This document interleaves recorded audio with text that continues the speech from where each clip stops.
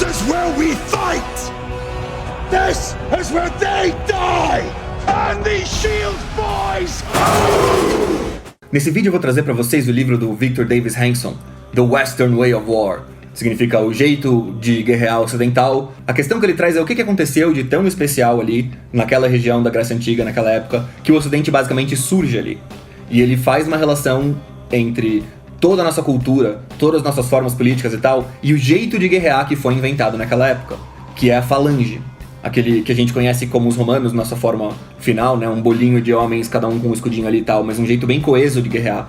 E que também é bem macho, bem suicida. A maior parte dos exércitos na história quer matar, mas não quer morrer. Esses caras não, eles marcam uma batalha na planície. Porque é meio que impossível guerrear com um monte de armas, esses escudos em lugar que é muito desnivelado. Então eles literalmente marcam a guerra e vão lá e se matam voluntariamente, basicamente. E tanto que não é à toa que pro Platão e pros gregos antigos a coragem é não só uma das maiores virtudes, como ela é a primeira virtude, ela é necessária para você conseguir ter qualquer outra virtude. Então vamos começar pela ideia do Aristóteles, que ele apresenta no livro 4 da Política. A questão que ele trata ali é qual é a melhor forma de governo. E, em última instância, a ideia dele é de que a melhor forma de governo, a mais adequada, ela depende de qual é a forma que um povo tem de fazer guerra. Então, se o poder militar de um povo, de uma nação, reside na sua cavalaria, é melhor que aquele lugar seja governado por uma aristocracia. Por quê? Porque a cavalaria, primeiro que assim, é muito caro você sustentar cavalos, porque é uma arma de guerra que fica comendo a vida inteira, não importa se você tá em guerra ou não. Você tem que também treinar. Ela é uma forma de guerra que envolve estratégia, envolve táticas, mais precisamente. Na estratégia é coisa geral e a tática é decisão pontual do que você vai fazer ali. Por exemplo, flanquear com a cavalaria é uma tática, e é assim que se faz guerra com cavalaria, né? Então é uma coisa que é de gente que é pra poucos. Aí a outra opção é, se o seu poder tá nos hoplitas, que é essa falange aqui que a gente tá falando, que é quem pode participar da falange, é meio que uma massa. Não é qualquer um, mas é qualquer um que tem armadura e escudo, uma lança e coragem pra caramba. Porque o Estado não compra pra você essas coisas. Mas se você chega lá e tem essas coisas, você é um dos caras. O ponto é que todo mundo tem que ter um escudo, porque o escudo protege o cara do lado. Você vai com uma lança... Na verdade é assim, né? Você vai com uma lança na mão direita, o escudinho na mão esquerda, e daí isso daqui ficaria exposto, mas o cara do seu lado tá com o escudo na mão esquerda dele, protege o seu lanço. E daí, basicamente, vocês se jogam e fica todo mundo tentando, tipo, cutucar o cara da frente. E a falange grega tinha 3 fileiras, a lança era longa o suficiente pra alcançar 3 fileiras. E a falange macedônia, o Felipe conseguiu dar um jeito de botar 5, era uma puta de uma lança longa, ficava 5, neguinho... Assim, os 5 primeiros caras da fileira conseguiu alcançar alguém. Então, essa é a forma.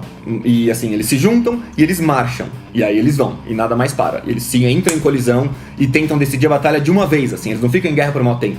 É um tipo de guerra que tem várias características peculiares. Um tipo de guerrear que dominou a Europa. Todo mundo que guerreava assim, ganhou dos povos que não guerreavam assim. Os persas eram um puta do império gigante. Eles tomam um pau da falange grega.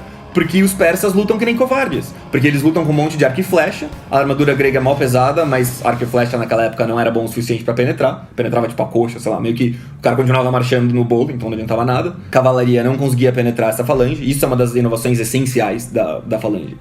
Porque imagina que nos velhos tempos, só a cavalaria fazia guerra. Porque a cavalaria, cara, destrói uma massa de gente aleatória. Tipo, pessoas aleatórias são coisa, alvo fácil pra um bolo de cavalos. A pessoa, você vê o cavalo, você só corre, você não consegue nem fazer nada. Você, sei lá, joga alguma coisa, se o cara não cai, se não acertou, o bolo já chegou em você, porque é muito rápido. Então, a cavalaria só começa a ser vencida, e isso é o que viabiliza que tenha mais gente dividindo o poder. Então, no momento em que são as falanges gregas que ganham guerras, a massa de neguinho que participou da falange vem, pô, cadê meus direitos? Quero alguma coisa. E isso gera pressão e muda a forma de governo de fato, geralmente. E a ideia também é de que vai ficar uma instabilidade bizarra ali, que vai ficar que vai ficar atrapalhando o seu governo, se você não der um jeito de equiparar quem que tem impacto militar e quem que tem relevância política. E eu acho bom sacar essa ideia pra depois pensar hoje em dia, como que na verdade a gente nem tem relevância militar mesmo, então é óbvio que não tem por que a gente ter poder. Primeiro que as guerras, assim, exércitos nacionais já são meio coisa do passado. Você vê coisa tipo a organização Blackwater e tal.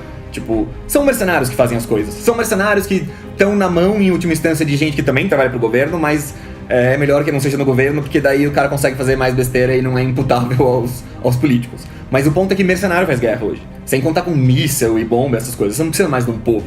Então, que se dane esse povo, ele não tem que ter poder algum mesmo. Então eu acho bom ver essas coisas pra gente tentar pensar hoje por que as coisas são do jeito que são, como que a forma de guerrear nova do Ocidente influencia o jeito bizarro que a gente tá de dividir o poder, que meio que todo mundo tem poder, mas na verdade todo mundo é inútil, não tem poder algum, porque voto, quer dizer...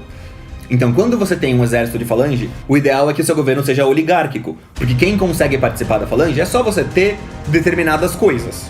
Então é um critério de quanto você tem. Então é oligárquico. Porque o Aristóteles fala isso também, que assim, a distinção entre oligarquia e democracia não é quantos governam. Você pode ter uma oligarquia com poucos ou pode ter uma oligarquia com muitos. Tipo, pode ser que 90% da população consiga ter a armadura e o escudo e tudo mais. E aí a oligarquia é, tipo, geral, tá no poder. Mas é oligárquico. Então a cavalaria tá associada à aristocracia, porque não é só uma questão de ter os cavalos, é uma questão de saber lutar com eles, de treinar com os outros caras que sabem cavalgar e têm cavalos. Então envolve uma coesão entre os nobres e tudo mais. Sendo que a falange envolve uma coesão que é muito menor em termos de estratégia. Tipo, qual é a estratégia disso? O que o general tem que falar quando começa essa guerra? Ele fala, soldados vão pra frente. Não tem o que falar. É só isso que tem. Agora é hora de fugir, agora é hora de ir, agora empurre com mais força, vamos gente. Literalmente qualquer um pode fazer. Então até o general pode ser qualquer um.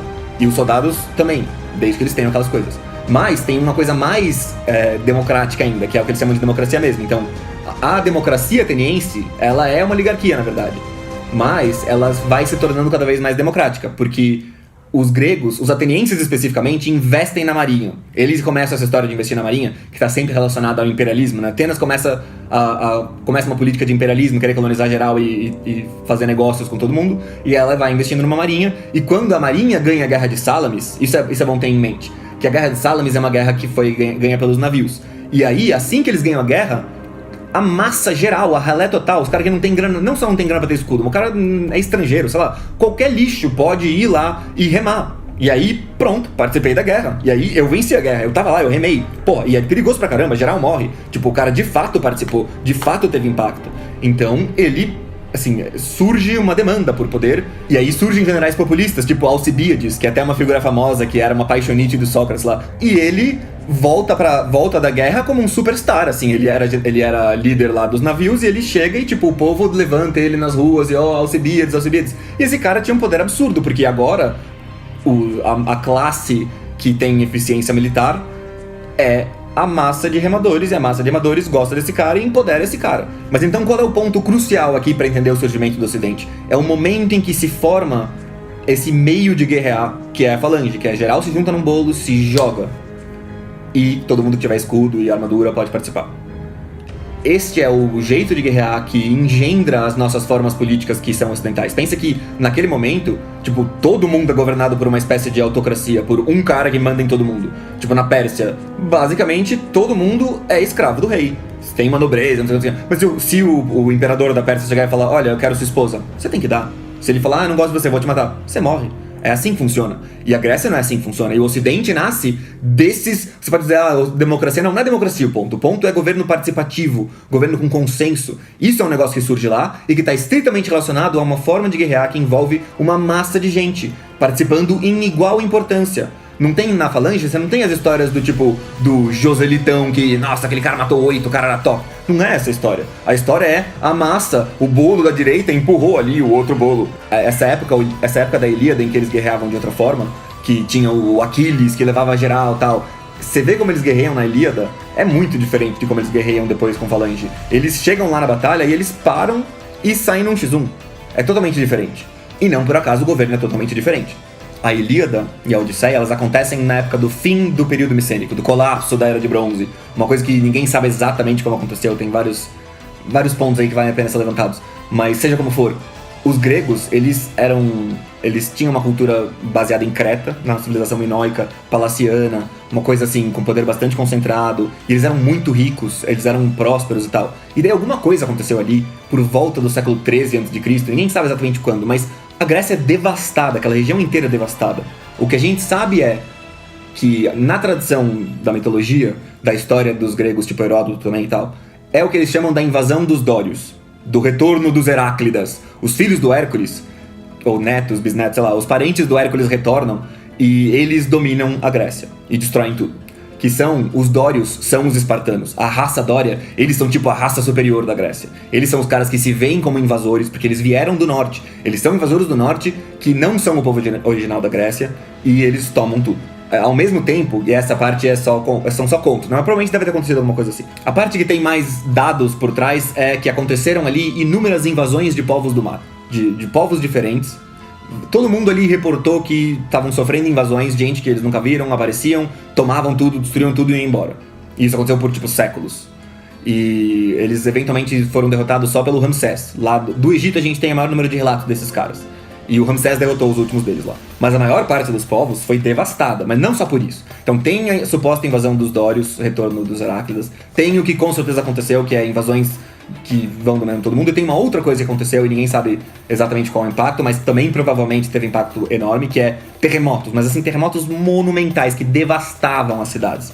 Então o que aconteceu foi que aquela região inteira passou por uns séculos, que ninguém sabe também exatamente quando, mas entre o século XII e o século VIII ali, toda aquela região entra em colapso, eles perdem todas as cidades, eles perdem a língua escrita, literalmente você vê que eles não sabem mais como escrever. Eles têm a cultura oral, eles têm todos aqueles poemas decorados, porque é tradição oral. Por que é tradição oral? Porque eles não têm mais escrita.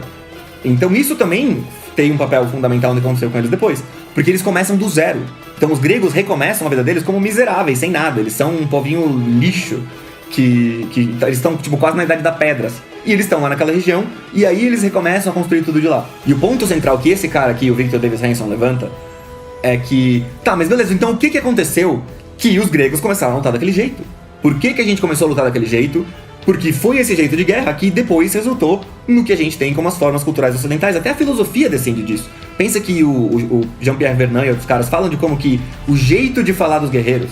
Porque os guerreiros se reuniam em círculo, todos, equidistantes um do outro, e quem ia falar ia pro centro e falava pra todos. Não importa se você é o Agamenon, rei dos reis, ou se você é um cara qualquer ali da falange. Quer dizer, na época não era falange exatamente, mas se você é um cara do exército. O ponto é que o jeito de guerrear do Ocidente é relacionado à forma de falar dos homens, que é relacionado ao surgimento da filosofia, quando isso mudou, é relacionado às formas de governo mais participativo, quando isso surge também, tem a ver com as mudanças na guerra. Então tudo isso está relacionado. E a teoria dele é que tem uma coisa que surge ali que é o que determinou todo o resto, que é o surgimento do cleros, a propriedade privada da família. O que acontece? É normal que tenha uma noção de propriedade privada, mas é uma noção assim de que, você sabe que aquele cara considera que a coisa é propriedade dele e que se você for tentar tirar, ele vai te matar ou fazer alguma coisa contra. Mas uma noção que é mais artificial e que demora, que surge em algum momento por convenção social, é a de reconhecer que o filho daquele cara é dono daquela propriedade. Se o cara morre, não tem essa. Continua sendo daquele cara. Imagina que o ato de reconhecer mutuamente a propriedade da dinastia do outro inteiro, de todos os descendentes do outro, engendra uma coesão social que é necessária pra você juntar todo mundo num bolo pra marchar em direção à própria morte. Isso não é possível quando as pessoas estão num modo que é se você morrer na guerra, eu vou pegar suas coisas. Se você morrer, eu vou ficar com a sua mulher, vou pegar tudo dos seus filhos. Então eles querem proteger a propriedade da família deles mais do que a própria vida. E isso só é possível quando eles garantem que a cidade vai continuar protegendo a propriedade privada dele na ausência dele. Porque a propriedade não é só dele, é da família dele. A família dele vai continuar existindo e ninguém vai tirar isso dele, pelo menos isso. Mas beleza, acho que com isso dá pra gente ver bem, como que existe uma relação inegável entre a forma de guerrear de um povo e o modelo político que ele adota e que é melhor e mais adequado pra ele adotar, porque senão vai ficar tendo revolução. Eu também quero fazer depois um vídeo falando especificamente das instituições de Esparta e Atenas, para comparar as duas. Porque Atenas e Esparta são duas respostas diferentes ao problema da Revolução Hoplita. Do que acontece politicamente com a Grécia, a pressão para revolucionar e para mudar o jeito de governar, que é gerada pelo fato de que agora a cavalaria não é mais a força central dos estados militarmente, e sim o bolo de homens. Mas enfim, é isso aí.